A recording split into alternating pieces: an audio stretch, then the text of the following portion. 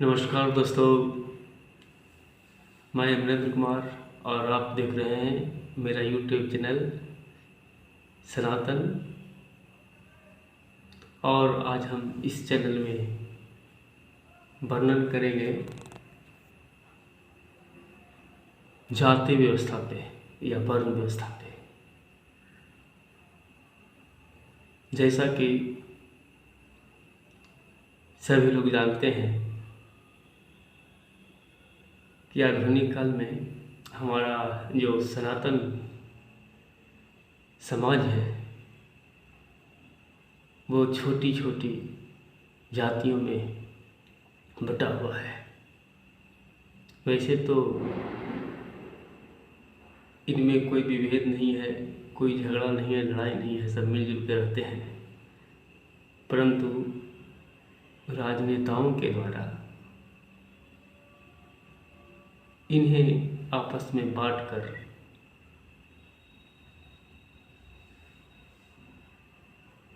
राजनीतिक फायदा लेने की कोशिश की जाती है,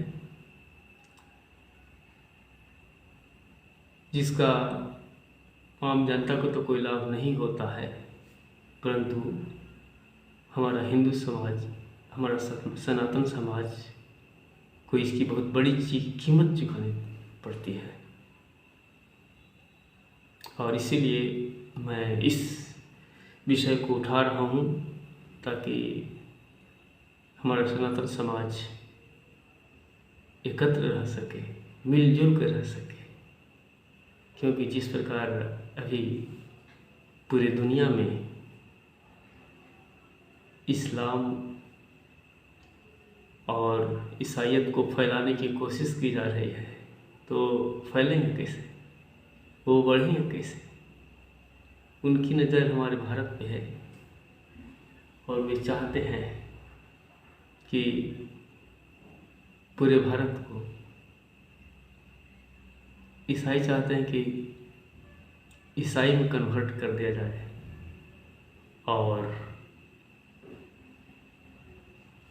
इस्लाम वाले चाहते हैं इस्लाम में कन्वर्ट किया जाए। और हमारे नेताओं की वजह से जो जिस तरह से वो हमारे देश के विभिन्न जातियों के बीच खाई पैदा करते हैं, इससे उनको कुछ फ़ायदा भी मिल जाता है, सफलता भी मिल जाता है। तो इसीलिए मैं आज सनातन संस्कृति के बारे में बताना चाहता हूँ कि सर्वप्रथम जो वर्ण व्यवस्था है, वर्ण व्यवस्था का वर्णन ऋग्वेद के पुरुष सूक्त में मिलता है और उसके अनुसार 4 मुख्य वर्णों को बांटा गया था। सबसे ऊपर में श्रेष्ठ में ब्राह्मण को रखा गया था, उसके बाद क्षत्रिय, वैश्य, शूद्र। तो ब्राह्मण कौन लोग थे? ब्राह्मण में वैसे व्यक्ति आते थे जो पूजा का पाठ का काम करते थे, पुरोहित थे, पूजा पाठ का काम करते थे, विद्वान थे, या जो शिक्षा दीक्षा का काम करते थे, वैसे व्यक्तियों को ब्राह्मण में रखा गया था। वो कोई जन्म के आधार पे नहीं था,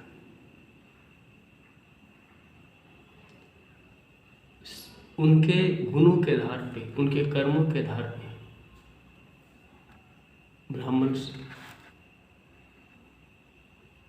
दिया गया था। ऐसे तो बोला गया है कि ब्रह्मा के मुख से ब्राह्मण का पैदा हुए हैं, ब्राह्मण की उत्पत्ति हुई। उसका मतलब वही हुआ।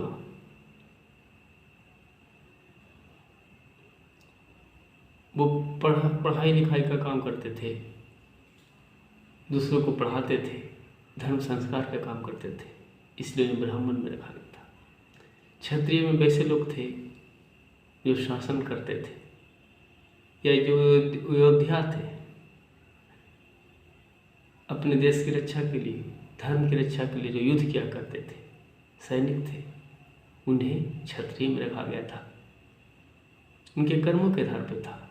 इसमें जाति व्यवस्था उनके मतलब परंपरागत वंशागत नहीं थे, उनके कर्म के आधार पर थे। जो जमींदार थे, व्यापारी थे, जिनका संबंध व्यापार से था, वैसे लोग को वैश्य कहा गया। और एक क्लास ऐसा था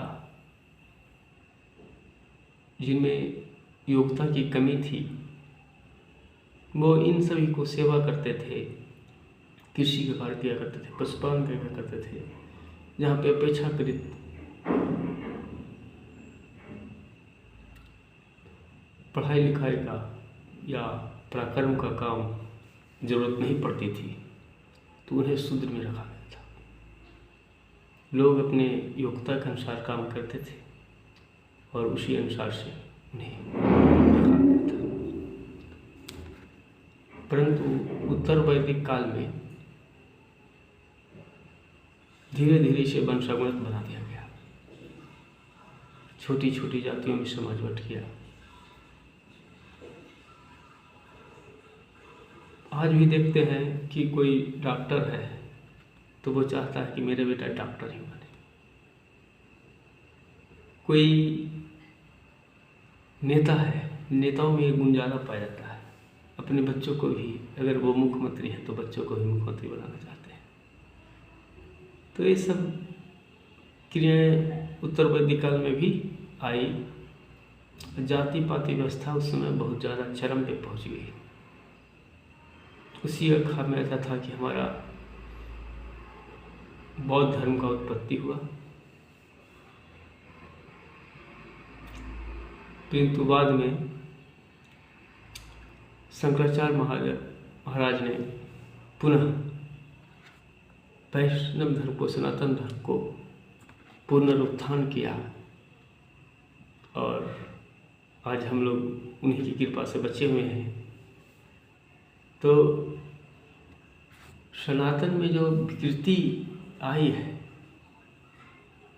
अभी शिक्षा जैसे जैसे बढ़ी है वो विकृति खत्म हो गई है, परंतु नेताओं जानबूझकर उसको जिंदा रखना चाहते हैं ताकि वो उसका राजनीतिक फायदा ले सके। परंतु वो नहीं समझ रहे हैं कि वे जो काम कर रहे हैं, उनके द्वारा जो काम किया जा रहा है, इसका सनातन को कितना भुगतना होगा। सनातन की इच्छा के लिए आम जनों को मैं आगाह करना चाहता हूँ कि इन नेताओं के बहकावे में नहीं आए। आजकल जैसे देखा जा रहा है, जातीय जनगणना कराया जा रहा है, ठीक है, जो योग्य हैं या जिनको ज़रूरत है उनको आप दीजिए, छूट दीजिए, उनको आरक्षण दीजिए, सब दीजिए, परंतु उनके बीच में मनमुटाव नहीं पैदा कीजिए। और मैं सनातन समाज को भी कहना चाहता हूँ कि इस तरह के बहकावे में नहीं आए। सनातन से बड़ा कोई धर्म नहीं है। मैं कहूँ तो सनातन एकमात्र धर्म है जो पूरे विश्व को अपना मानता है, सभी धर्मों को अपना मानता है, सभी को लेकर चलना चाहता है। ऐसा कोई धर्म है क्या? इतना उत्तम धर्म कोई है? इन्हीं सब बातों को लेकर मैं आज का कार्यक्रम का विराम देता हूँ। नमस्कार, फिर मिलेंगे अगले दिन, तब तक के लिए नमस्कार।